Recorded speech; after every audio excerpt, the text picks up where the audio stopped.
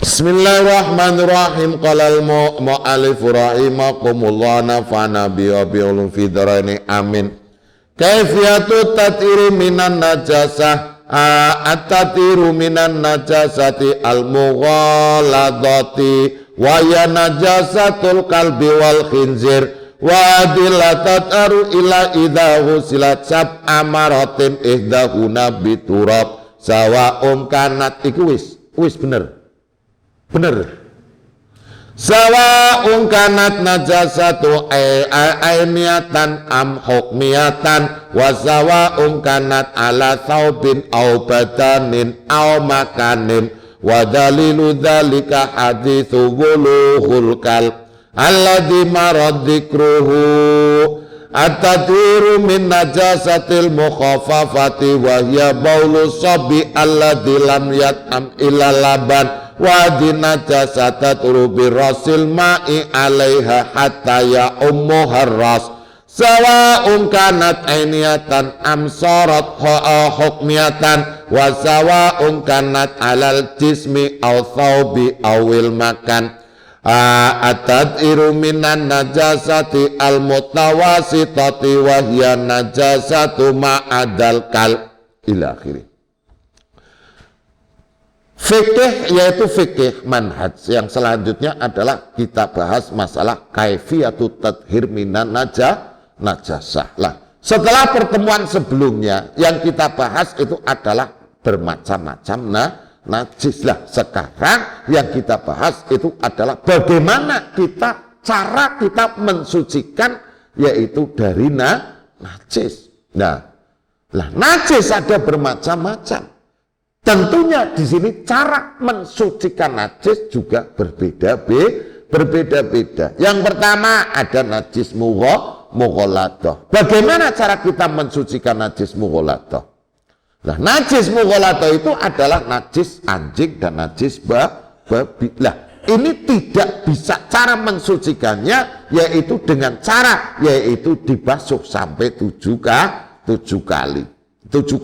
Yang salah satunya di antara 7 itu adalah menggunakan air yang dicampur dengan debu. Baik itu najasah mughaladah itu berupa ainiyah, artinya najis yang bisa dilihat dengan mata, am hukmiyah. Artinya najis hukmiyah. Hukmiyah artinya itu tidak nampak. Sampean kok terkena air liur anjing kemudian mengering dan tidak nampak, maka di situ adalah hukmiyah, baik itu pada pakaian, pada badan atau pada tempat-tempat yang lain seperti yang sudah disebutkan di dalam hadis. Itu yang pertama, mensucikan najis mughaladah. Yang kedua itu adalah bagaimana cara kita mensucikan najis mukhafafah. Najis mukhafafah itu adalah air kencingnya bayi laki-laki yang belum makan selain daripada air susu ibu. Nah, ini cara mensucikannya. Kalau najis mukhafafah ini adalah yaitu cukup di situ birosil ma'i alaiha, yaitu dengan nyiprati ya nyiprat sprayer apa terserah lah wis ya. Pokoknya yang penting bahwa tempat najis itu adalah terkena air, ya, tempat semua itu rata terkena air, baik itu najis sama, yaitu baik itu berupa najis mukhafafah yang ainiyah atau najis hukmiyah, baik itu pada badan atau pada pakaian atau pada tempat yang lain. Nah, ini jelas, itu sebenarnya sudah jelas. Yang ketiga itu adalah cara mensucikan najis mutawasithah. Nah, najis mutawasithah itu adalah najis selain daripada najisnya anjing dan babi, dan selain daripada najisnya yaitu najisnya air kencing anak bayi laki-laki yang belum makan selain daripada air susu ibu. Nah, ini bisa disucikan dengan cara apa? Cara mensucikannya yaitu idza jarol ma' 'alaiha wa dhahaba atharuha. Kalau yang mutawasithah ini di sini harus dengan mengalirkan air. Artinya air itu harus mengalir dan asar atau bekas najis di situ harus hilang. ya, hilang najisnya, harus hilang sifatnya. Sifat najis itu terdiri dari warna, rasa, atau bau, baik itu ainiyah atau hukmiyah. Baik di situ itu pada pakaian, pada tubuh, pada tempat, tapi di situ 3 sifat itu tidak harus hilang semuanya. Tadi kan harus hilang, najisnya harus hilang dan sifat-sifatnya harus hilang. Nah, sifat dari najis itu yaitu ada 3, ya, ada 3. 1 warna, rasa, dan bau. Ini harus hilang. Tapi ada sesuatu yang kadang itu sulit hilang. Contoh bekas darah. Ya, contoh darah, darah najis kan, najis kemudian terkena pada pakaian. Pada pakaian kemudian kita basuh. Ainun najasahnya hilang, bau najisnya hilang. Tapi ada satu yang kadang sulit hilang, yaitu warna. Lah, dalam kondisi seperti itu, ketika memang sulit untuk dihilangkan, maka di situ itu tidak membahayakan. Artinya boleh, tidak masalah. Ya, jelas ini ya. Jadi beda-beda ya.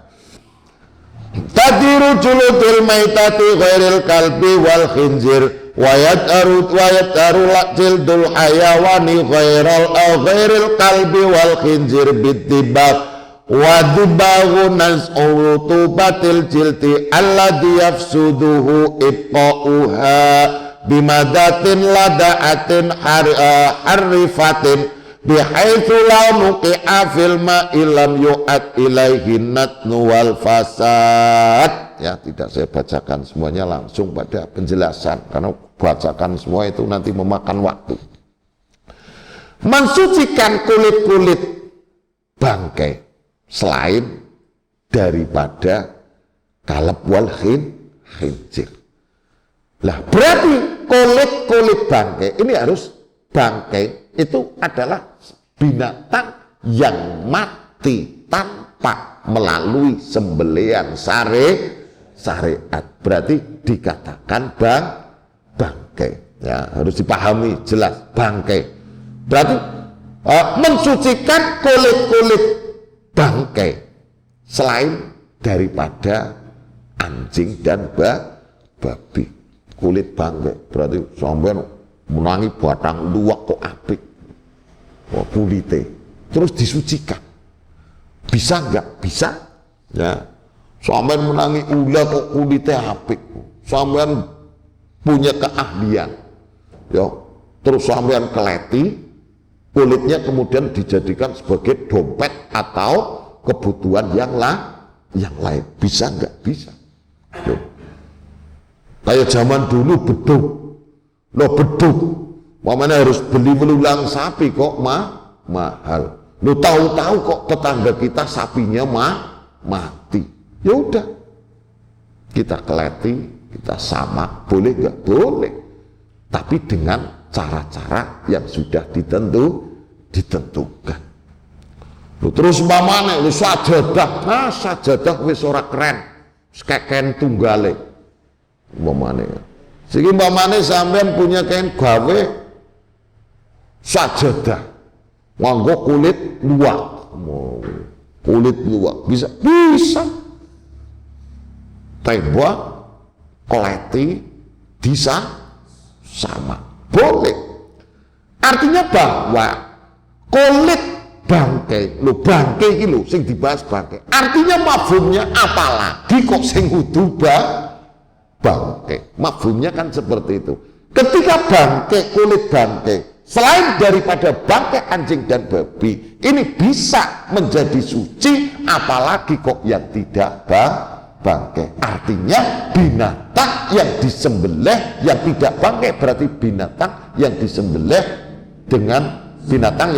dengan cara-cara syariat. Yaitu syariat itu apa? Yaitu dengan disembelih, dengan memotong jalur nafas dan jalur makanan. Ya, ini sembelihan syariat dengan menggunakan benda yang tajam. Ya. Jadi apalagi kok untuk sekedar hiasan dinding, suci, logo saja tak kenal. Itu sampean barang luwak gede karo sampean kolekti diswamak, begitu sudah menjadi suci kemudian digunakan untuk sajadah. Boleh apa enggak? Boleh. Ini makanya ini sangat boleh. Makanya kulit-kulit binatang selain daripada anjing dan babi ini bisa disucikan, bisa menjadi suci, yaitu dengan cara apa? Yaitu dengan cara disamak. Disamak itu apa? Yaitu kita dengan cara menghilangkan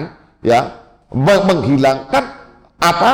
Rutubah, yaitu sesuatu yang ada pada kulit yang ketika dibiarkan itu akan menimbulkan rusak dan menimbulkan bau yang tidak sedap. Artinya kita kulit itu benar-benar kita bersihkan sehingga yang tersisa itu benar-benar tinggal kulit. Mungkin bisa jadi ada sisa daging, ada sisa lemak, ada yang der-der itu seperti itu, semua bersih. Dengan apa? Dengan apapun. Bisa jadi dengan sesuatu yang di situ itu mempunyai sifat yang sepet atau kecut, atau dengan obat-obatan kimia yang bisa menghilangkan barang yang ada pada kulit sehingga yang tersisa itu benar-benar hanya tinggal kulit. Itu boleh. Bahkan meskipun ketika seandainya harus atau bisanya hilang itu dengan menggunakan barang najis, itu tidak masalah. Itu boleh kita gunakan. Artinya kita mensucikan sesuatu dengan sesuatu yang najis, itu pun di situ boleh.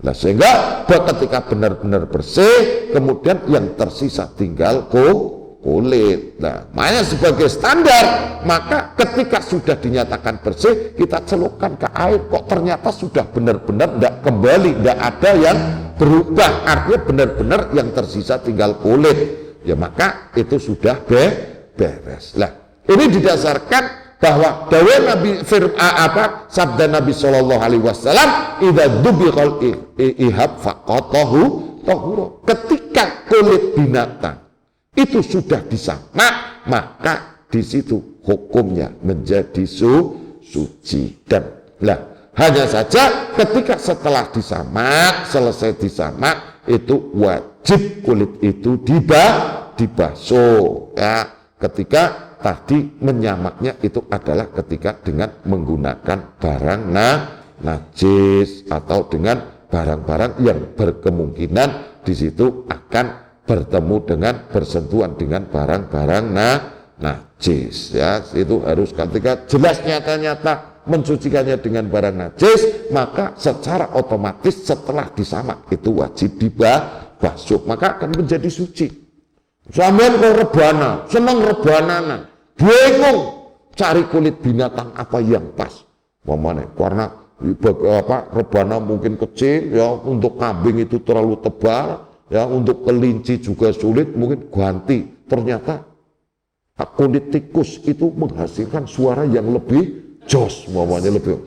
Nah, boleh nggak kita menggunakan kulit tikus? Boleh, nggak masalah. Kulit tikus, kulit ular, pokoknya semua kulit binatang selain daripada kulit binatang babi dan anjing itu bisa menjadi suci ketika disamak. Kan ekonomis, sampean seneng hiasan dinding dengan menggunakan kulit kambing kok larang temen, ganti tikus. Tikus, berburu luar, ya umpamanya daripada pangan sore enak, kita samak, kita jadikan hiasan dinding. Boleh nggak? Boleh. Ya, ini sangat boleh, jelas ya. Ini harus dipahami. Selain kalb wal khinzir, itu di situ semua itu adalah bisa menjadi suci, yaitu dengan cara disamak. Ya.